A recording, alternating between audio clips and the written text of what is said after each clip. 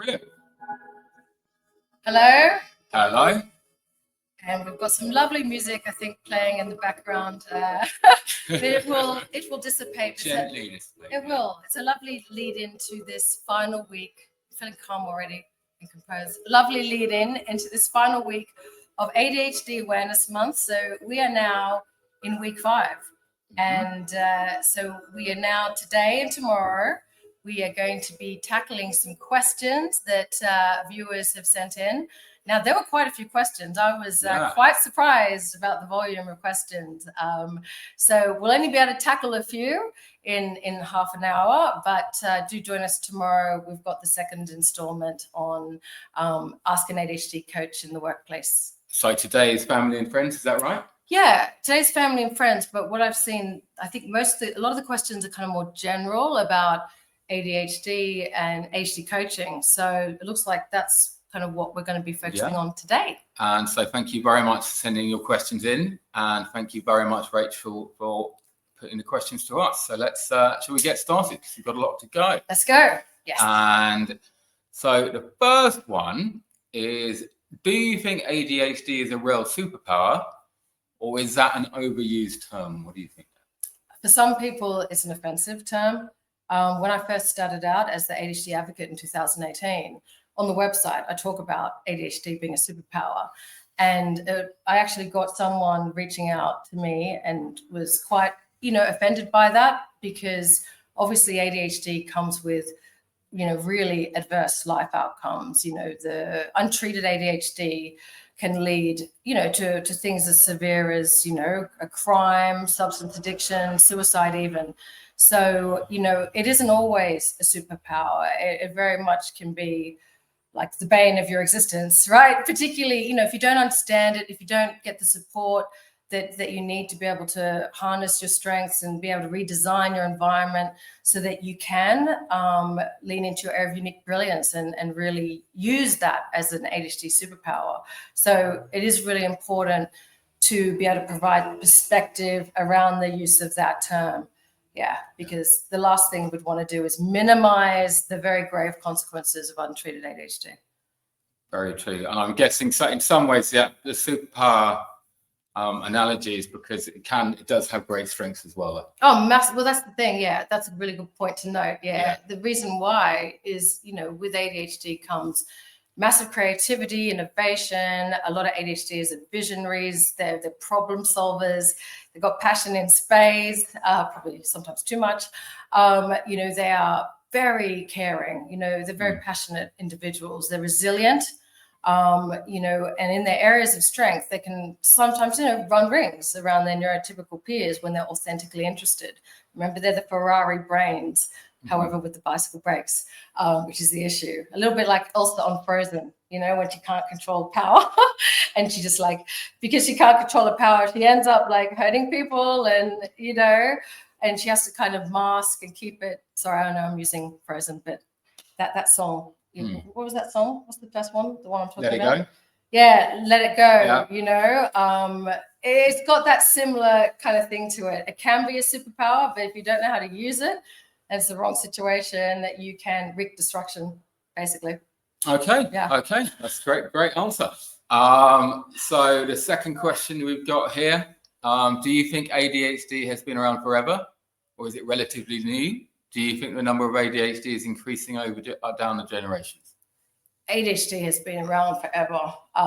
It's just the awareness, right, around it that's increased, thankfully.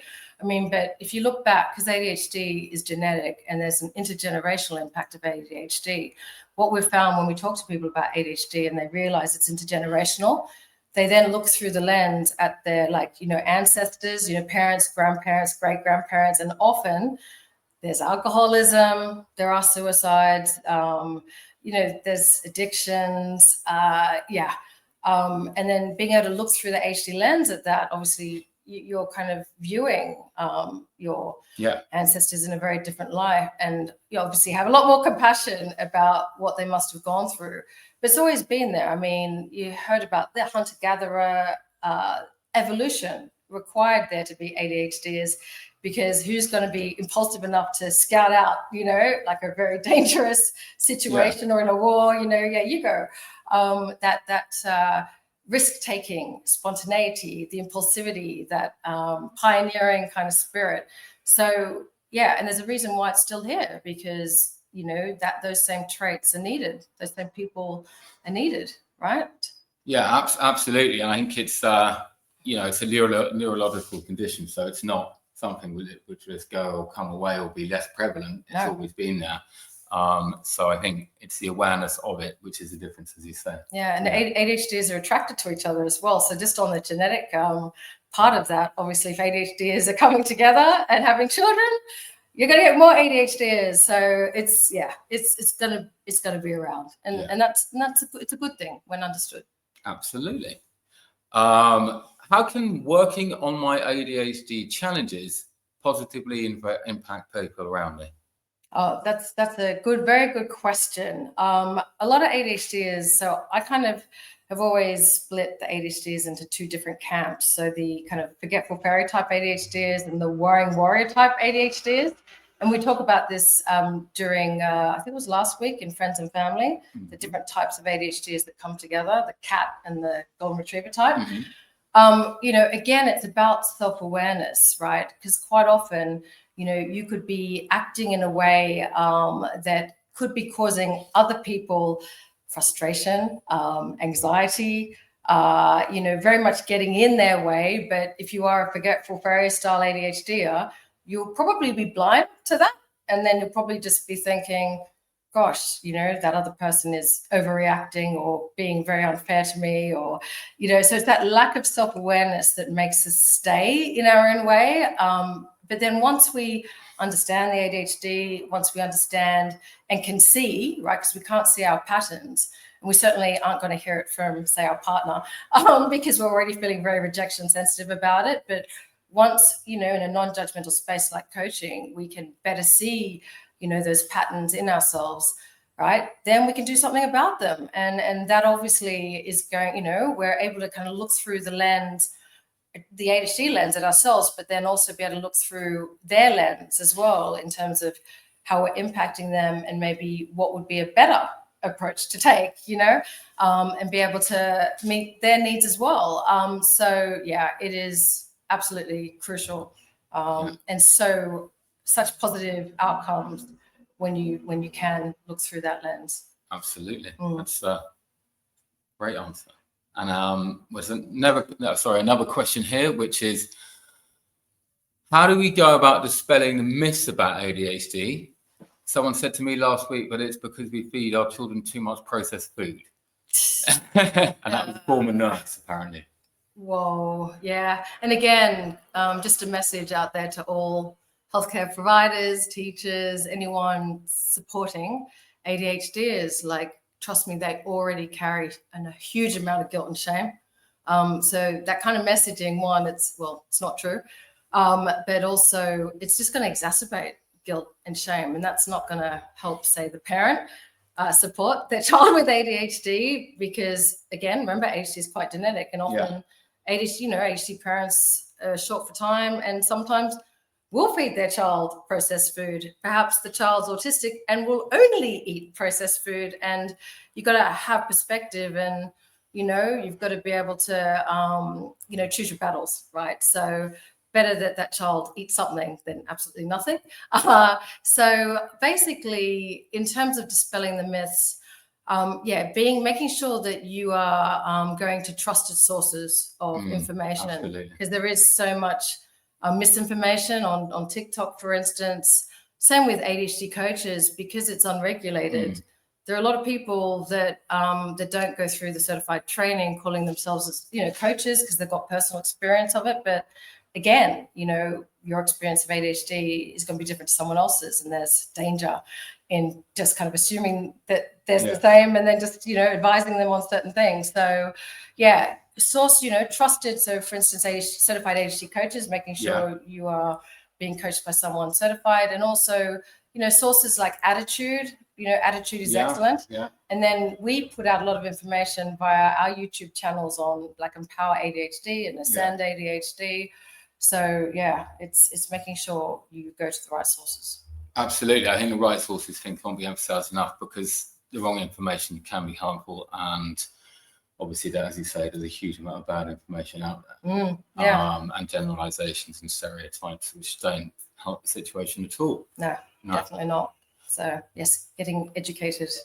Get educated, always the best advice. And one great question here we've got: what are your 3 top tips for coping with modern life as an ADHD?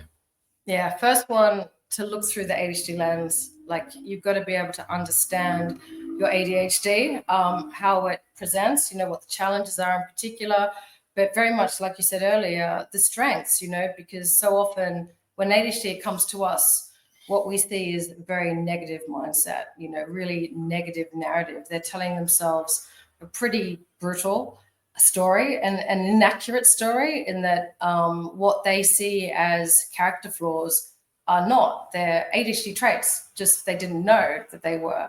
And, without that lens, their self-worth, their self-esteem, their hopes and dreams, really, like the hopelessness, it is rampant without being able to look through that right lens. So, taking the time, understanding your ADHD, rewriting that narrative is the first thing. It's so important to look through that lens and be able to tell a new story about yourself, because that's going to affect, you teach others how to treat you as well, and it affects the goals you set yourself, your aspirations.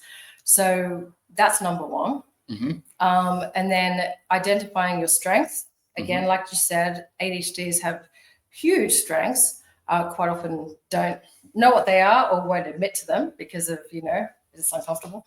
But identifying strengths, and there are some ways to do that, like the VIA character test that we get all the clients we coach to do. And then being able to keep those strengths in sight and in mind, and proactively, designing situations around, those strengths, making sure that you're leveraging them as much as possible. So that's important. So making sure you redesign your life intentionally around your strengths. And I guess the third one would be leaning into interdependence. So Dr. Hallowell, in his book ADHD 2.0, he talks about the life goal for ADHD is it should be interdependence, not independence. And that's key for ADHDs that suffer from rejection sensitive dysphoria. And because of that, don't lean into interdependence, feel that they have to do everything on their own. And the problem is that is not the way to go. That is the way we fail, basically, because, we can do things for others we can't do for ourselves, right? There are things we can't do that we shouldn't do. There are things that we need other people to hold us accountable to do, to keep us out of our own way. And the other thing I remind people is that you look at the most successful people with ADHD in the world, and, how did they get there? On their own? No. Yeah. No. So that would be my third tip. And yeah. No, 100%. I don't think you'll find anyone who's done everything completely on their own. And, you look at anyone who's been incredibly successful, I'm sure at no point has that been entirely independent. No. So 100% great advice there. And these next questions are for coaching specific questions. These are directed towards ADHD coaches. And obviously you're an incredibly experienced ADHD coach yourself. Thank you. And so let's get going. And how is ADHD coaching different from therapy or counseling? Yeah, that's one that's asked a lot. We're ADHD coaches are not therapists. We're not counselors. We're not advisors. In fact, with ADHD coaching, with ICF, the International Coaching Federation, to get accredited, you've got to follow these ethical guidelines and core competencies. And the coaching approach is very different to therapeutic kind of CBT approach, DBT, providing skills, providing advice. Coaching is all about partnering with an individual. It's coming from a place that they're not broken, and that they are the expert in their own lives. Because it's true, ADHD is generally, they know a huge amount, right? That's not the problem. They love learning and discovering things. And, the problem is that it's not that they don't know what to do. Usually it's that they don't do what they know. So the coaching helps them get clear about, maybe their challenges, what they actually want. The only time we look back at the past is to uncover strategies that have worked in the past for them to kind of unearth and then embed, systemize, and then that accountability piece. Us coaches are body doubles, really. So it's not only providing that non-judgmental space for the ADHD to kind of pause, process, and pinpoint, which is an ADCA model, ADD Coaching Academy model, pause, process, and pinpoint. It also, it's that implementation, like partnering with that person in real time to either get started as well on the thing that they're, being reluctant to start and kind of execute. So it is a different, it's so effective for ADHDers. Some ADHDers don't do very well with therapy, particularly if it's not ADHD informed. Because with an ADHD, if you tell them what to do, we're not very good at being told what to do. You may think yourself about, I'm going to try this thing out. And then your therapist maybe, says, you should try this thing out. And then for you, all of a sudden, it's like, now that has been taken away from you because, I'm not going to do it.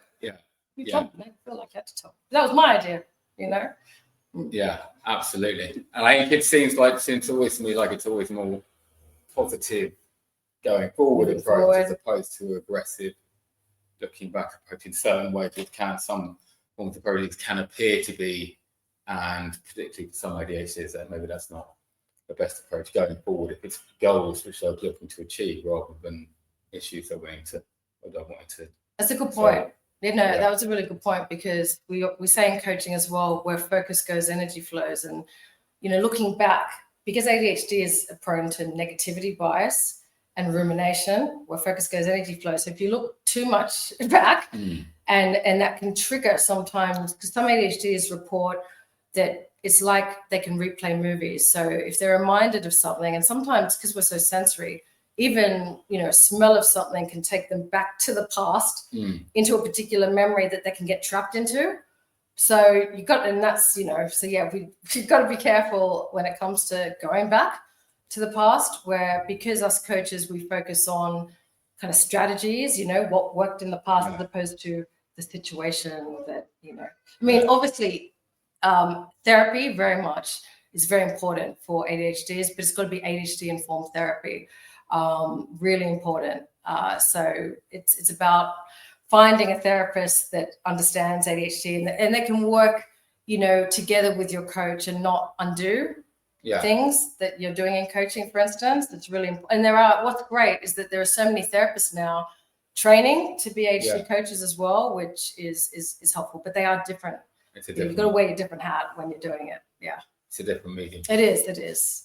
Okay. So next one, why should I get ADHD coaching? It should be more like, why aren't you getting ADHD coaching? Now, honestly, over the last 8-9 years, the outcomes that you can achieve together with your clients with ADHD really are quite impressive, right? It's it's because of our RSD, it's the most effective approach in terms of creating that space, a non-judgmental space, to be able to get clear, on your ADHD, on your ADHD challenges, what you actually want, who you are, right? What your patterns are, naming it to tame it. Yeah. It's sometimes, and the most important thing is that mindset shift that we talked about. Being able to look through the ADHD lens is crucial. Being able to move from a place of hopelessness and disempowerment, to having hope and empowering yourself and knowing how to keep yourself motivated, right? To keep momentum. As David Gawork says, ADHD is a deficit of momentum, and coaching provides that much needed momentum, right? In order for ADHDers to succeed. So it is transformational. So that is why you should get ADHD coaching, because also I'm sure there's some great contributions to the world that, you can make that you're not making because you're not telling yourself the right story, you're not looking through the lens and leveraging your strengths. So if you can't do it for you, do it for everyone else that will benefit. 100%. I think along with the previous question, it kind of clarifies a bit as well what ADHD coaching is more about the client leading the approach and that lets them know first things. Exactly. Yeah. It's so it's not. That's a very good point. Yeah, that's a very good point too. It's because coaching is also we say modeling is the pathway to power. And by the whole kind of coaching session itself kind of models to the client in terms of carving out space to pause, right, to get clear about what outcome do I actually want to achieve here, get clear about that, more specific in terms of okay, and then pinpointing those particular actions, right, to get to that outcome. And so the aim is that through doing that enough in coaching, that this kind of process they can try and start adopting themselves or get in place with another body double, right? Absolutely. Absolutely. And the next one, is ADHD coaching better than meds? They're different. Like the medication, the pills don't give skills is the first thing. Pills don't tell you what to focus on. They don't tell you what to prioritize. They don't shift your mindset. They don't change your narrative. They, but the medication is transformational though. Like it helps you focus. But more than that, it is massively helpful when it comes to regulating yourself and your emotions. It helps you pause. And Adka, again, David Gawerk, talks about the power of the pause, right? Like you've got to be able to pause to process and pinpoint, right, and to move forward, to tame it, right? So the meds help you pause, really, they really do, and help you execute because you've got the focus now. And when you start achieving, you grow in confidence, and then that gives you momentum. So the medication, but however, without the coaching, without a space for you to actually get clear on, what you want and what your priorities are, you could be going, nowhere very quickly, or an unintended destination very quickly, and waste a lot of time and energy doing so. So we say that it's that combination of certified ADHD coaching and medication that is just transformational. So having them both. Absolutely. So you can say that the medication will put you in the best mindset or headspace for the coaching to get the best results. Yeah, definitely. Because you'd come to coaching clearer. Through being able to probably focus, better in the coaching and more likely to execute again between the coaching sessions because of the medication. So that's not to say even I've coached a lot of people that aren't medicated and who have achieved as well, impressive outcomes. The medication helps. Okay. Yeah. Okay. Right. Okay. How long will the effects of coaching last? Is it a lifelong commitment? Yeah, it depends. Yeah, again, let's get specific. What do we mean by the effects of coaching? So in terms of outcomes, again, coaching, in terms of being able to look through the ADHD lens. So in terms of, being able to shift that narrative, obviously that is lifelong because, once you can see through the lens, like once you can accept, right, your ADHD needs. I mean, I'm not saying you won't beat yourself up about these things in future. However, that will be there. You can now see through the lens. You may need a few reminders, as I said, but that knowledge, right? Naming it to tame it. The ADHD lens is key. So that should kind of stay. But sometimes we need reminders to be kinder to ourselves. The being kind to ourselves part that we try and promote in coaching, that's difficult. The compassion, because we're talking years of negative messaging. We're like working against a negativity bias, in our head. That we kind of try and encourage the gratitude practices to again shift away from the negative, start your day with your focus. Where focus goes, energy flows into more of that gratitude space. But again, like this is difficult. It's difficult to maintain. Remember, the only consistent things about having ADHD is we are inconsistent. That's the consistent thing about us, and that's why having a coach, right, is just something, or having a body double, right? So, and that's another thing. Making sure that you put a body at the end of anything you're struggling to do, so long as if you keep going with that idea and you're doing that, that's going to take you a long way. But in terms of the coaching being the body doubling element, that is something for life that an ADHD is always going to need. Yeah. Yeah. But it doesn't have to be in the form of an actual coach. Yeah. At the beginning it should be, because it's, you've got to make sure that you start off with getting the right lens and the right strategies for you, as opposed to, say, a non-certified coach just telling you things that you just dismiss or doesn't ring true, and then you give up on the whole thing completely. So we want certified ADHD coaching to begin with, to get clear, to understand, like, to create this personal operations manual. Okay, this is how I work. But then going forward, just making sure that there's those body doubles to keep you, on track and out of your own way. Yeah.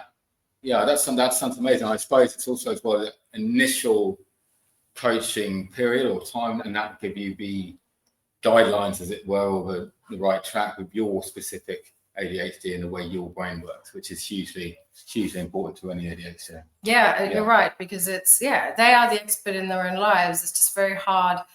It's very hard for us to see our own expertise when we're in our own heads. A lot of people say after coaching, it's like filing for their heads. They need that coach to, to get clear, to be able to extract, these amazing strategies that have worked, these insights. There's too much going on in their head. So they really feel like they've filed their head, and then, we document that, we create their personal operations manual. And but again, in terms of revisiting these things, it's very hard for us to do on our own. Mm-hmm. So again, we aim for, at the end of the coaching, to be able to, make sure there is that support network in place. Absolutely. Going forward. But actually, with Empower ADHD, in recognition of this, everyone we coach gets access to our Empower Hour every Monday. So even if when the one-to-one coaching ends, we keep them on track. They're invited to come back every Monday to, check in with us, and kind of we make sure they're still moving forward, getting things done. So, yeah. That's a hugely important thing to have that holding to account, which is great to do. The body double. That's why we that's something that we've just introduced with Empower ADHD this year, knowing, seeing over the last couple of years that the body double strategy, it is key. Yeah, so if you're interested in ADHD coaching, or if you're interested in the Empower Hour, go to the Empower website. Yeah. www.empower-adhd.com. That's it. Exactly. And the next question, is ADHD coaching good value for money? Right, so we've got that. Well, I think we've already answered that question. We're talking like massive transformations. Yeah, no, how do you tell your approach differently? Yeah. No, I think there's one question here which I think would be an interesting one. Mm-hmm.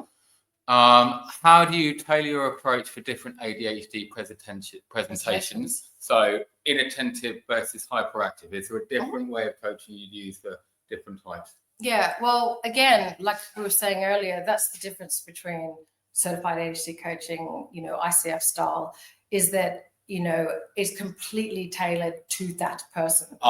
Absolutely. Yeah, so it's not necessarily to that type presentation. No. It's that ADHD specific. That's it. Because what we do as ADHD coaches, so we're using those ICF techniques, but through an ADHD lens. So, and obviously the more experienced you are, the kind of bigger, clearer picture you have of all the different types of presentations.